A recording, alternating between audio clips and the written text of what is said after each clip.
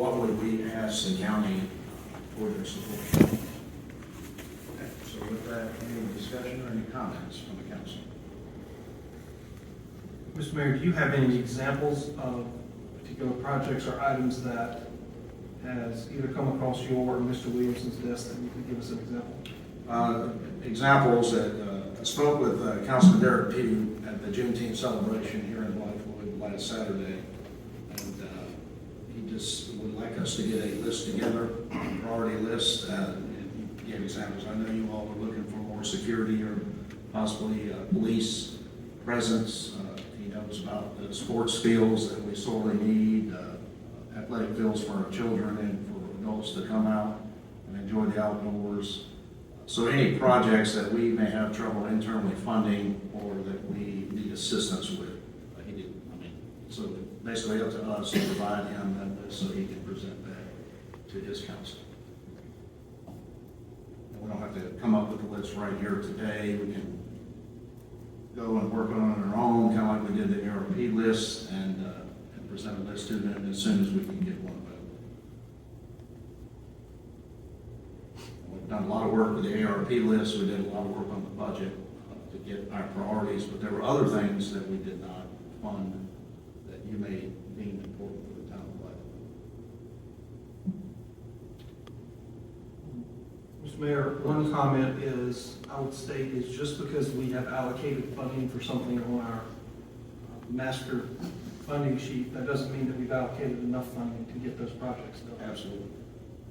There's a couple of them that I can think of off the top of my head.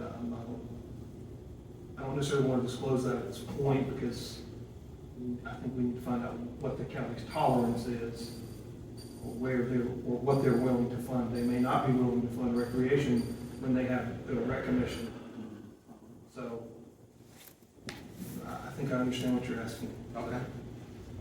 But I can't speak on behalf of the other three. To please the council, as you think about it, when you're talking to constituents, citizens here around Blythewood, present a list, give it to Mr. Williamson, and he can consolidate, much like we did with ARP projects. Would that please the council?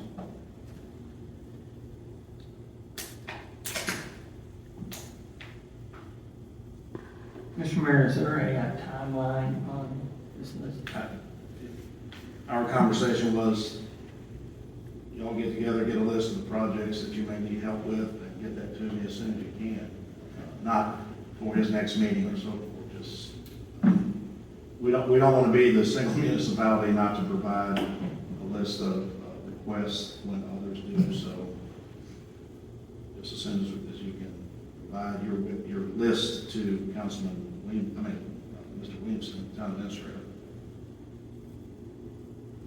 Only add one more thing, Mr. Okay, Mayor. please. The timing on this seems a little odd because a week ago Tuesday, council passed their third reading of the budget. So this request and or wish list may be for fiscal year 2024. I don't know how their funding and allocation process works mid-year. I don't know if you have to get in during their budget cycle, but they did just complete that. I will get further clarification, Mr. Williamson. We'll ask the county if there is a deadline. Again, this was just in passing, so I said since we're going to meet to talk about the next issue, we would bring that up here in public. And if any citizens have any desires, please let those be known to us.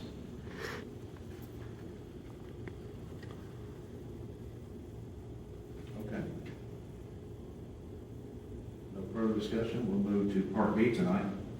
Hospitality and accommodations tax applications policy. Mr. Williamson.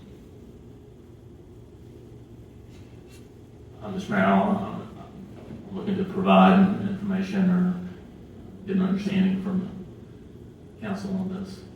Okay. We will turn this over. Councilman Brock requested a special call meeting to discuss some issues to get clarification in a public setting. So, Councilman Brock, please. Thank you, Mr. Mayor. This request stemmed from a request that was made a week prior from Councilman McKendrick, and I wanted to, and I'm not the only one that is seeking for some clarification and some answers and some direction as to how we approve and fund H and A-tax applications.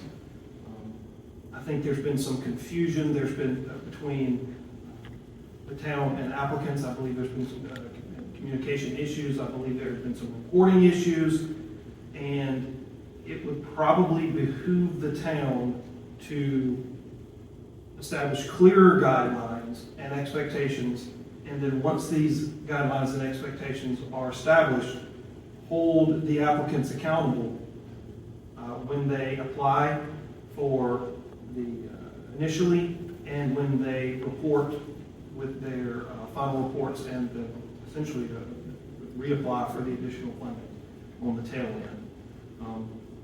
I would ask Councilman McKendrick to offer some additional insights into this, if he doesn't mind. Councilman McKenna. Thanks, Mr. Mayor, and Mr. Mayor, you mentioned it. I would certainly thank council for coming out for a special call meeting. Aside from our regular meeting, everybody probably has something they'd rather be doing besides meeting.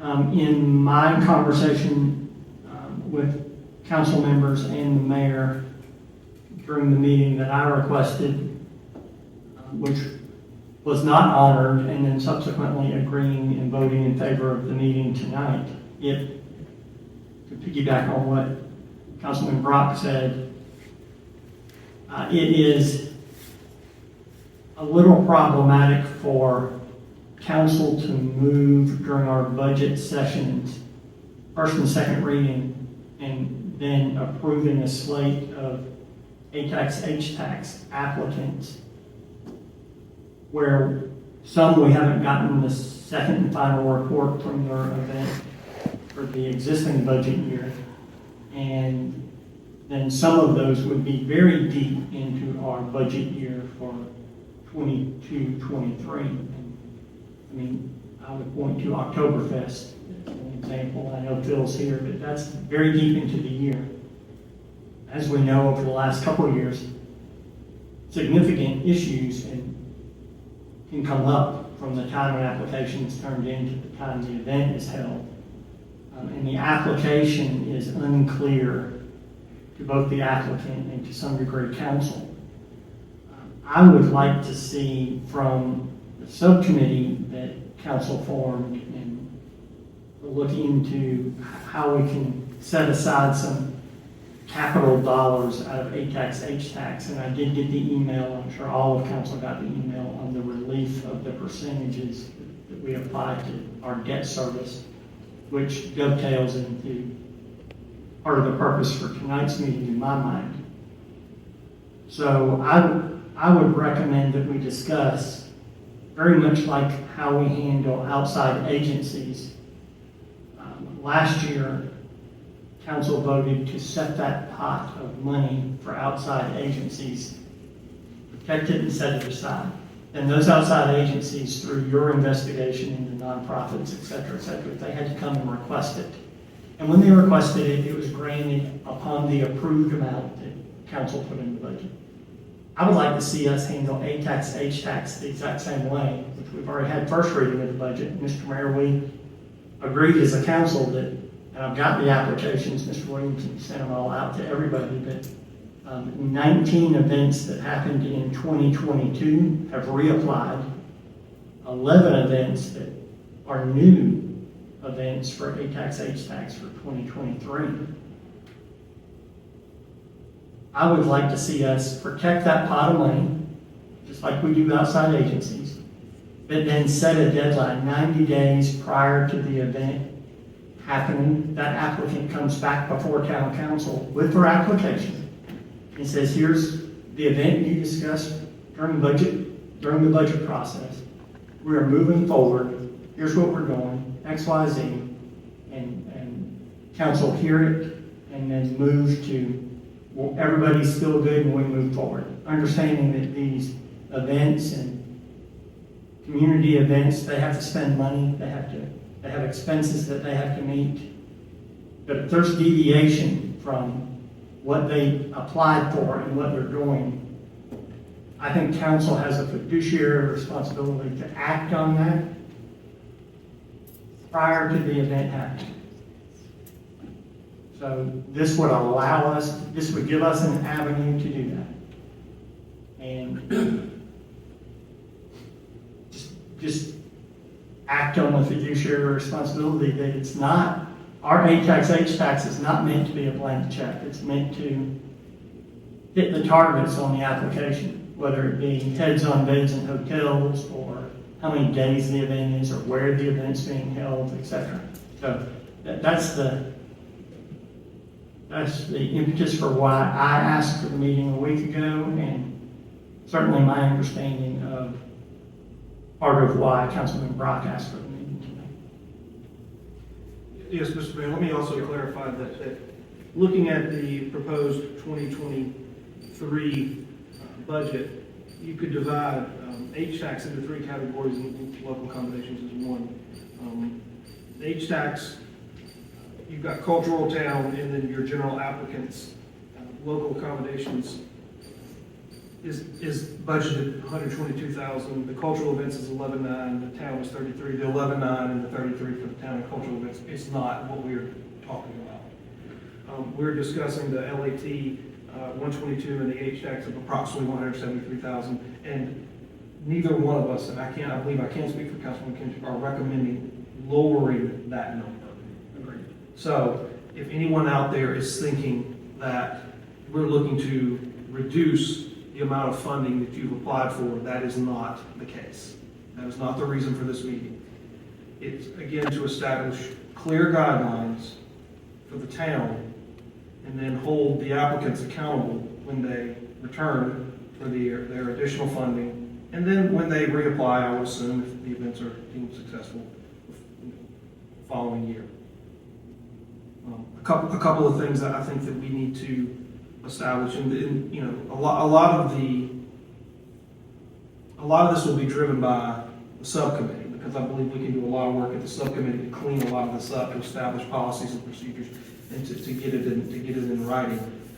That way, moving forward, there's no question about what is and isn't allowable, or what rules that council has established, assuming that council approves what the subcommittee recommends, because it would take the council to do that.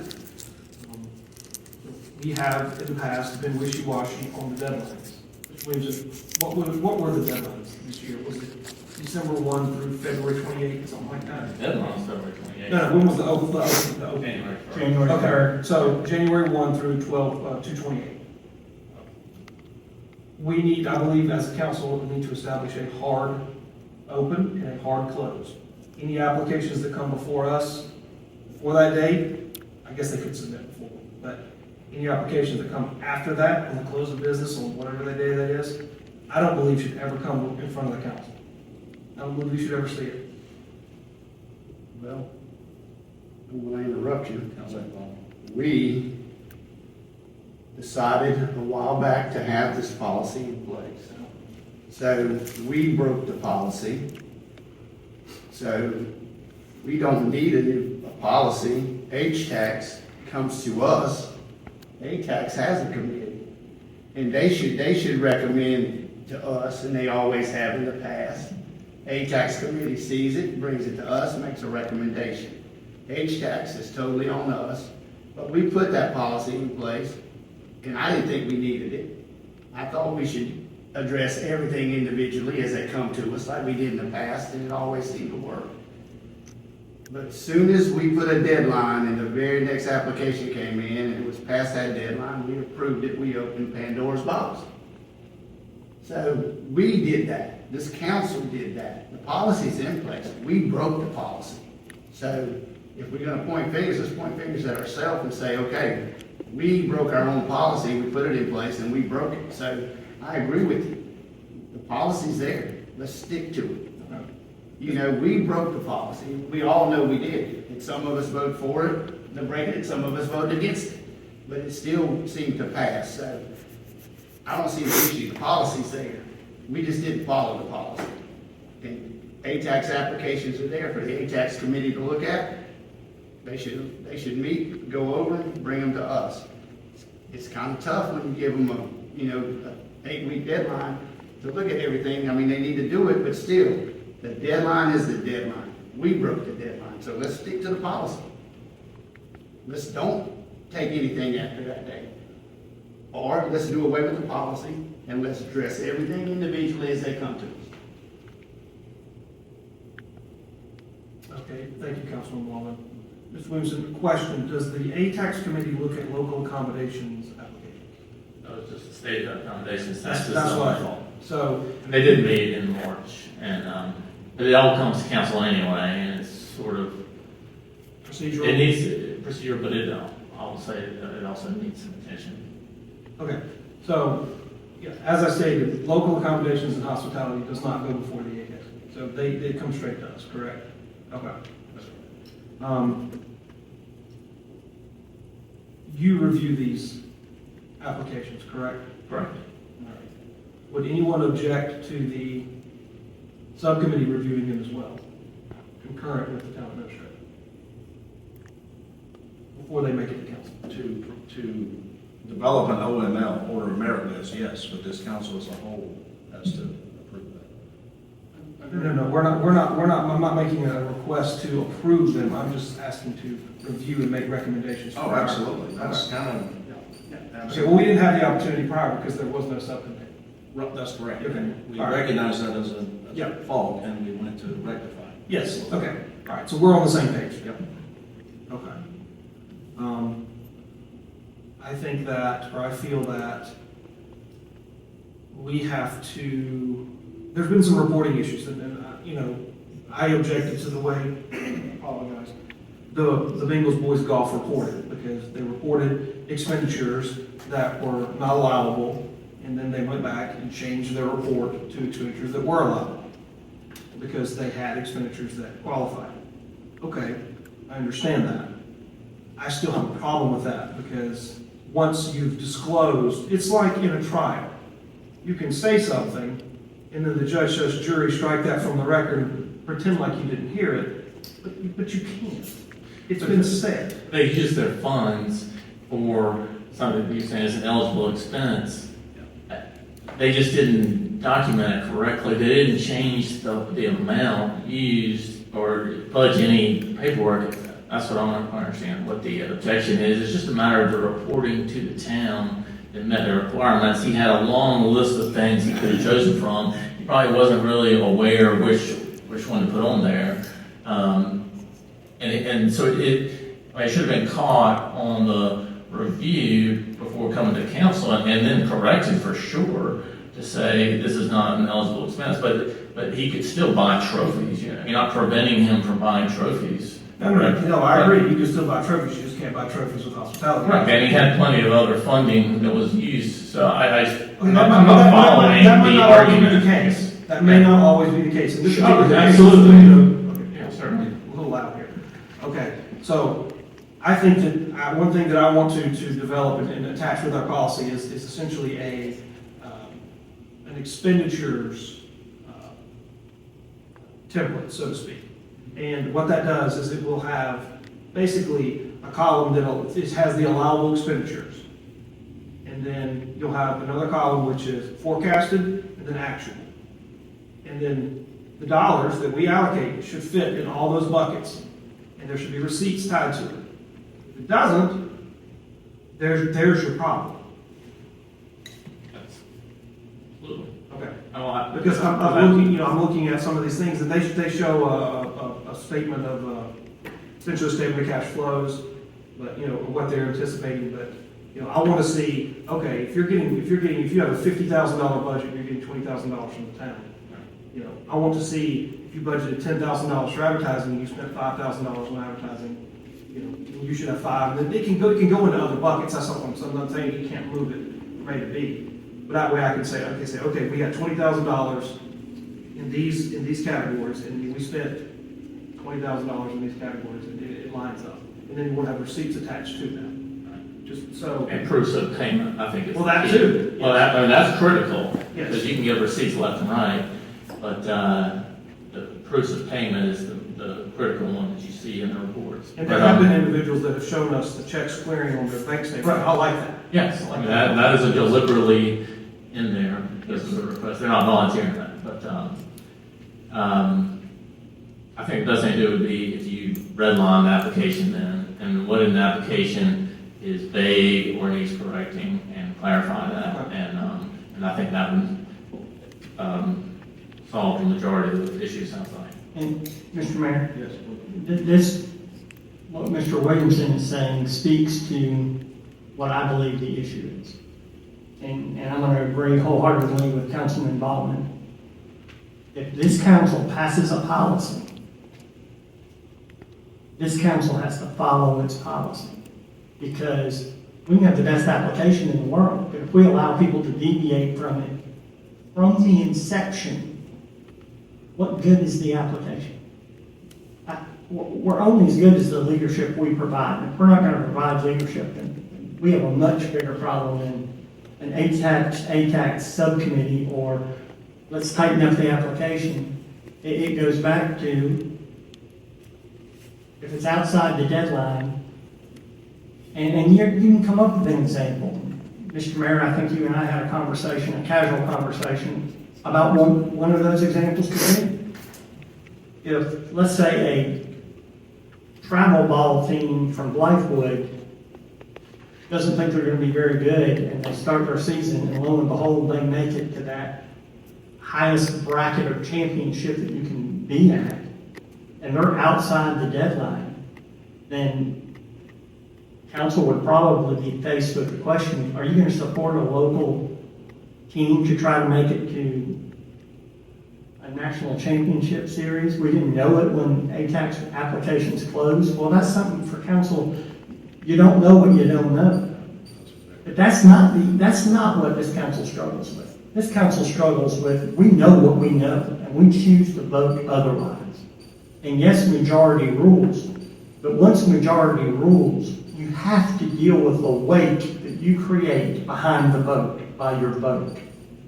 You can't bury your head in the sand and say, I got mine, this worked for me. Because the next applicant standing before us, we have to be consistent in applying logic and rules, application to application. So agree with Councilman Baldwin. This council says, yes, this is our application. These are the dates on the application.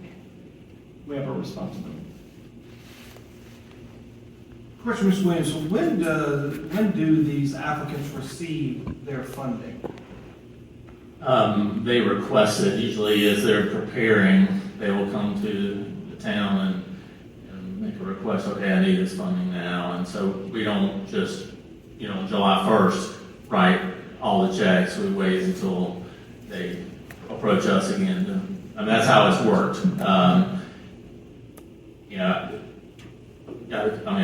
So we're just going to be handled a little bit differently, just personnel-wise, just because Steve's not here. So, but that's how it has been in the past. And I'm not sure a way to modify that would be better necessarily. Well, I mean, think about it. We could standardize that you, Yeah. 60 days prior to the event, you Yeah. can request funding. Yeah, something like that. And again, that generally is what they adhere to, because that's about the time when they were preparing. And But could someone who has an April event apply for their funding on July 1 and then just hold those funds till the event? Could that happen? I'm not saying it does. I would say, they could, because, we're out of respect for their preparation we've allocated it in the budget, so it'd be hard to say, well, unless we set a policy that there was some reason to hold on to it.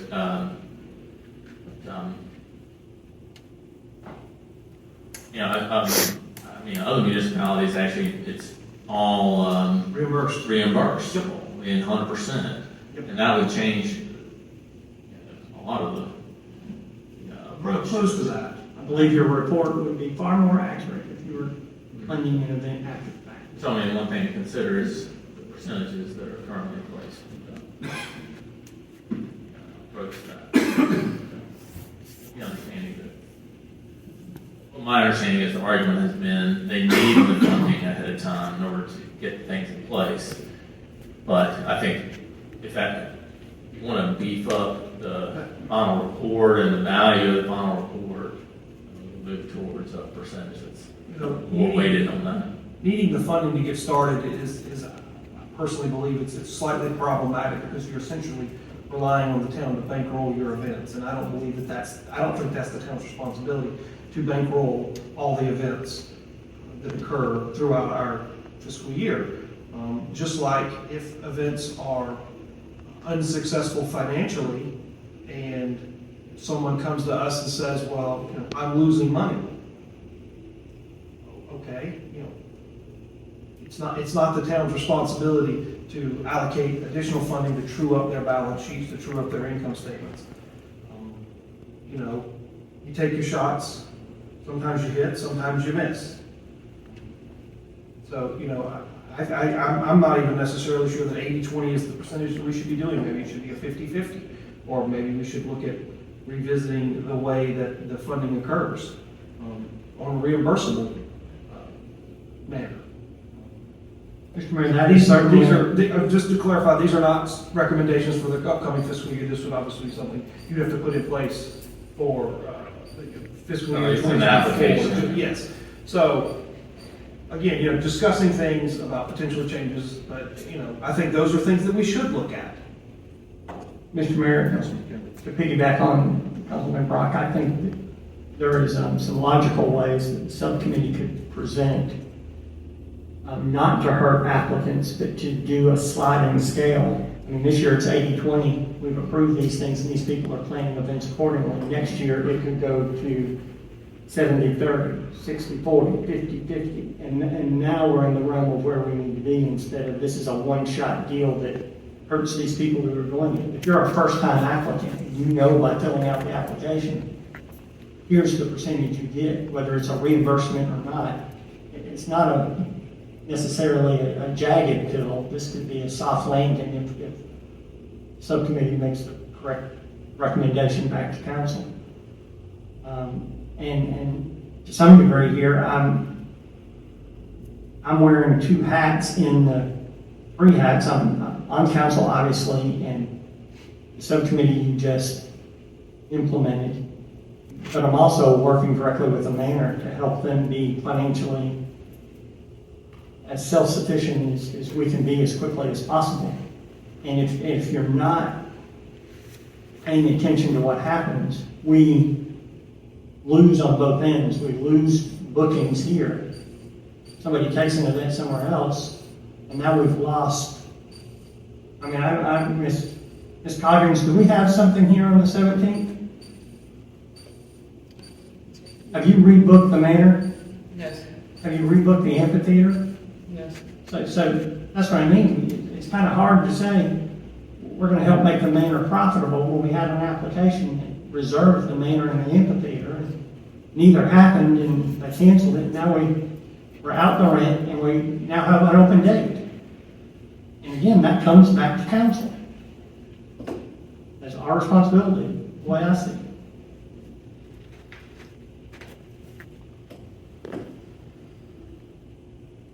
Mr. Minister, do we have any sort of streamlined final reporting? Or is it just kind of all kind of ad hoc with that? Form is in the application, so they just go by that, but they, like I said, that they spell out how the money's going to be used, and so the final report, the receipts, and the proofs of payment should reflect that.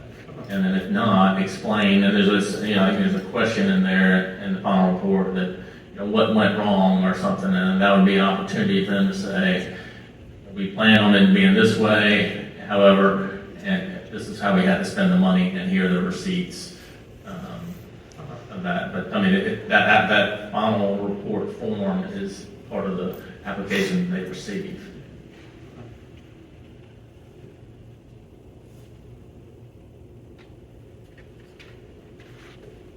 Mr. Mayor, one last thing from me is the reason I saw fit to have and request a special call meeting was so council could try to be on the same page heading into our regularly stated meeting, of which we are going to have a second reading of the budget.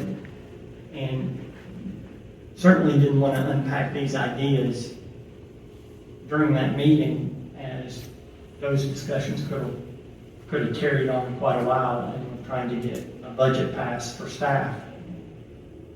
I'm trying to throw a roadblock up the staff passing and having the budget to work on. And we have already had the initial meeting of a subcommittee that I think these things pertain to. So, again, discussion held here, obviously no action items, but that makes our regularly stated meeting when we say we've previously discussed. And again, we're not trying to defund anything. Councilman Brock said that, I agree with that. Not taking money from any of the however many events we have, unless there's an issue with the event itself, then council has the responsibility to act. So if we can revert back to how we handle outside agencies, which is a good way to handle it, and handle H-tax, A-tax in a similar manner, then I think it's a win-win. Other comments?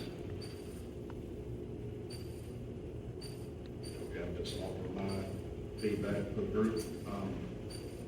Because I've heard a lot here, made a lot of notes. We identified an issue with all this years ago, several years ago. We took it upon ourselves to write a policy, as two of you have mentioned here today. When we wrote that policy, we completely verbalized in this setting that we would have to allow exceptions to the policy for two reasons. One, it's brand new and the communication around here is slow, especially from a government entity to nonprofit organization. And they may not meet that first deadline because they didn't know about it. Just like we've had businesses in town tell us they missed their license, paying for their business license because they didn't know there was a new law passed to change the date. So you can take one or two, you make one or two decisions there. You can say, that's on you, it's too late, we're charging you a late fee. Or you can show some empathy and say, yes, here's the law, going forward, this is the date your license is due. Just like an H-tax, A-tax application. People, if they missed it, the softball team comes to mind, this council voted no, we're not gonna fund them because you missed the deadline. I disagree with that, but that's the council's decision, and that's what we executed. Juneteenth celebration. I brought up that issue at African American History Celebration, and I asked the African American leaders of this community, why is Columbia always getting all the crowds, all the visitors, all the tourists? Why don't we do something up here? And they came forward and did that. They are out of cycle. It is a new event. This is only, coming up is only the second time that we've had the federal holiday for Juneteenth celebration. So they were the exception that we spoke of when we wrote this policy that you all. So I don't have a problem with that. Now going forward, now that the information has been out there for a year, now that we're going to tweak the policy with a subcommittee, which we designed to fix these issues, I absolutely agree. Unless it's something out of the ordinary, unexpected, and the majority of this council supports it, then we're going to deny it. But if majority says yes, as your example, baseball, basketball, some sporting event, some other parade, some Irish-American nonprofit moves to South Carolina and they want to do a parade in Blythewood out of cycle, we will vote on that as the exceptions. I think that's always going to exist. So I don't see it as a problem. I don't think we've abused that. I don't think, we've only done it twice. We've only had two out of cycle that I know of. One passed, one did not. So we were prepared for that. I just want to remind the council of that. It seems like we're all repeating ourselves because the information y'all just shared, you said the same thing at our last meeting and I had the same rebuttal. But hopefully we'll put this to bed with a special call meeting. I struggle with special call meetings with no action on it. That's why I refused to call a special call meeting when Councilman McHenry, because I said, get on the phone and call the other council members and call Mr. Williamson. Councilman Brock asked for this meeting tonight. He said it was paramount that he would talk about this policy prior to the budget session. So I said, okay, I asked the council members, the majority said they would do it. So therefore, I called a special call meeting. I do not know what we talked about tonight in the past 38 minutes that could not have waited to the 27th of June. There was no action. There was no emergent situation. So just to hear ourselves talk and get on camera and do these things is not a reason for a special call meeting. So going forward, if you don't have an action item that I deem emergent, then we're not going to do it. You get on the phone, you go see Mr. Williamson, you call me, call each other. As long as you're not in a quorum and you're making decisions on behalf of this town, that does not violate any law. That is sharing of information. I've heard tonight the council struggles with this and struggles with that. I don't see that. I don't see any struggle. I see a policy that we put in place, we knew there would be exceptions, and we granted one and we denied one. That's not a struggle to me. If we want to hold these folks accountable, and I'm speaking to the subcommittee, then do a contract with every nonprofit that takes money from town. If you're worried about somebody taking the 80% and moving to California and not executing and stealing from the town of Blythewood, then have a contract in place. Let the lawyers work on it, come up with an idea, let this council pass it, and then they contract. We will give you 80% or 50% or whatever number you would like to give the nonprofit or for-profit organization that's doing something for the town. But you're going to sign this contract, and if you don't execute or you don't have approval to deviate from the application from the council, then we're going to recoup the money. That would be a simple solution to me, but I'm trying to offer a solution to this since you all see it as a problem. Not one time since I've been in this town government has an organization asked to fund the loss on an event. I heard that here tonight. That has never happened. I've never had one. We give them $5,000. They do an event, but they spent $25,000. They only raised $20,000. They went in the whole $5,000. I've never heard somebody come back and say, "Can you give us the other $5,000?" So I don't see that as an issue at all. Oh, by the way, and I agree with Councilman Brock, I wouldn't vote for that anyway. It's not our job to do that. It's to assist, provide monies, help their marketing. And again, we missed the big point. Bring tourists to the town of Blythewood. Hey, that's what all those taxes are created for and shared across the state for. To bring people to Blythewood, put heads on beds, get our local businesses money from people coming in here and spending it, and providing a valuable service for our citizens. I heard tonight different percentages for funding. If it's a new applicant, maybe we should give them more. I disagree with that 100%. That is differentiating between organizations. That would not go in accordance with any policy we write. Just because someone's been around for 10 years, we've done the Christmas parade, are we gonna make them fund it all now? We're just gonna give them $100 because they've done it for 10 years, but another organization's doing it for the first time. I don't believe that's fair, personally. And I absolutely agree with Councilman Kendrick. The manner of success is key here in the town. That's what we're focused on now. We do have cancellations. I mean, we've had them in the past, but we try to limit those. And again, that may come in line with that contract that we make someone sign if they're going to use taxpayer money. So, healthy conversation, healthy discussion. I'm glad we did it in public. I don't think it was necessary at all. I think we could have done this through Mr. Williamson. The subcommittee provides information, he rolls it up, then sends it to all the council, and we discuss it in open session at the monthly meeting. I welcome your feedback, council members. Mayor, we do have a contract. It's the application. Right, but I mean, if you're worried about someone changing something or not doing what they said, then you have a vehicle to hold them accountable to that if you do a contract itself. That vehicle, Mr. Mayor, that vehicle's 5 people sitting at this table. Last thing I'm in favor of is getting another lawyer involved to figure out crap for this Well, I say town. that because we're not contract writers, but Well, make sure it's but legal. if you ask for money for X and you Yeah. spend it on Y, we have to hold you accountable. Right. We don't. And the last thing I want is to be lectured by the mayor of the town of Blythewood. If the majority of this council deems and votes for a special call meeting to come and say, we hope you understand that we're going to ask at the regular stated meeting to move A tax and H tax to a held group and deal with the applications one-on-one, which you are correct, I've brought up in regular meetings every time we've discussed them. I can't help it if that gives you heartburn. 3 people agreed to do it, and it's your responsibility to call the meeting if those people request I it. disagree. Yeah, I disagree with being lectured. Well, I didn't lecture you, I'm talking to the Don't citizens. lecture to everybody that comes. No, I just disagree with, point by point, everything you said I disagreed with. And then I told you what I agreed with. Isn't that what democracy is all about? But democracy is not what you just described. What you just described is the iron fist of Brian Franklin, the mayor, over I'm 3 people sorry you're who upset. agreed. I'm not upset, it's a fact. This is not the military. This is public government. You can wow all you want. Go ahead into the microphone so people at home can hear you. Wow. And I think it was 40 minutes well spent.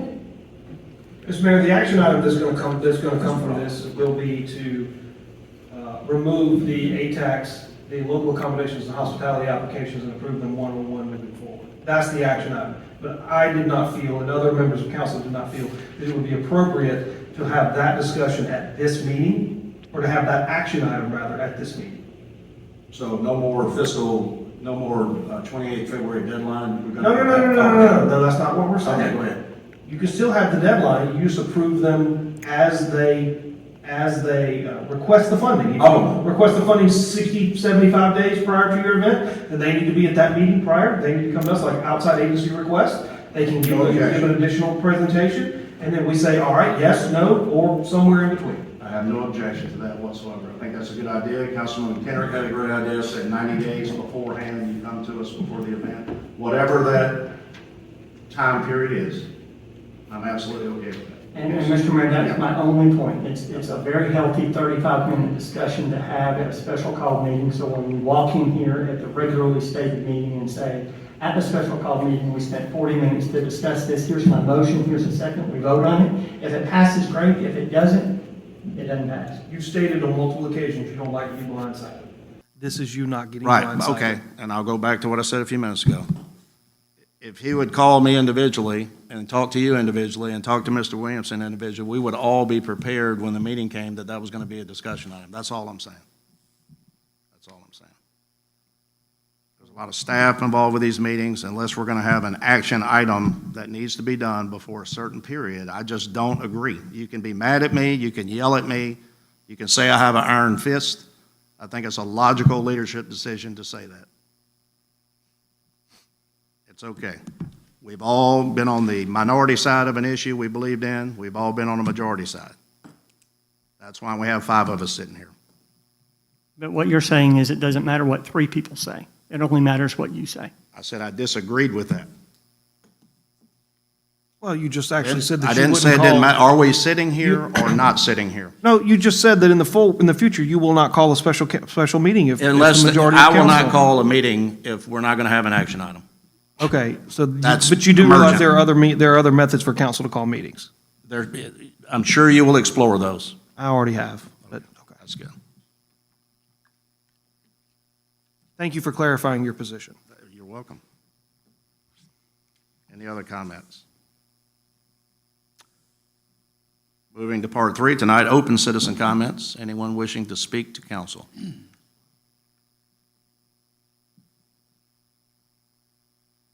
Next item, hearing none, the next item will be adjournment. Motion to adjourn this 46-minute meeting.